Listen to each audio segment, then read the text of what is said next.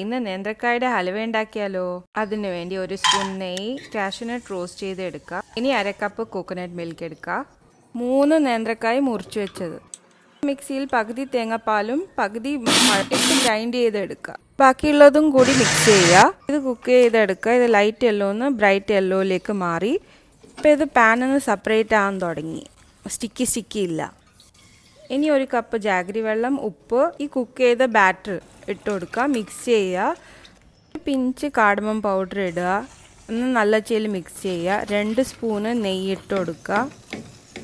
Jaggery വെള്ളത്തിൽ ഞങ്ങൾ batter ഇടുമ്പോൾ ഇല്ലേ, അത് കുറച്ച് ലംപായി നിൽക്കും. പക്ഷെ മിക്സ് ചെയ്യുമ്പോൾ ഇല്ലേ പെർഫെക്റ്റായി വരും.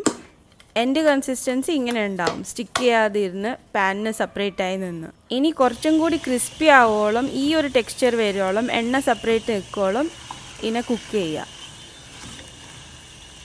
ഞങ്ങളൊരു ഗ്ലാസ് കണ്ടെയ്നറിൽ കുറച്ച് നെയ്യ് പുരട്ടി അതിനെ ബ്രഷ് ചെയ്യുക.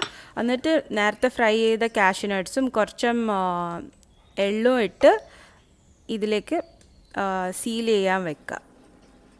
കണ്ടെയ്നർ ക്ലോസ് ആക്കി വെക്കേണ്ട, ഓപ്പൺ ചെയ്ത് തന്നെ തണിഞ്ഞാൽ നല്ല സ്ട്രോങ് കൺസിസ്റ്റൻസിയിൽ വരും. ഇങ്ങനെ ഉണ്ടാവും. So thank you for watching.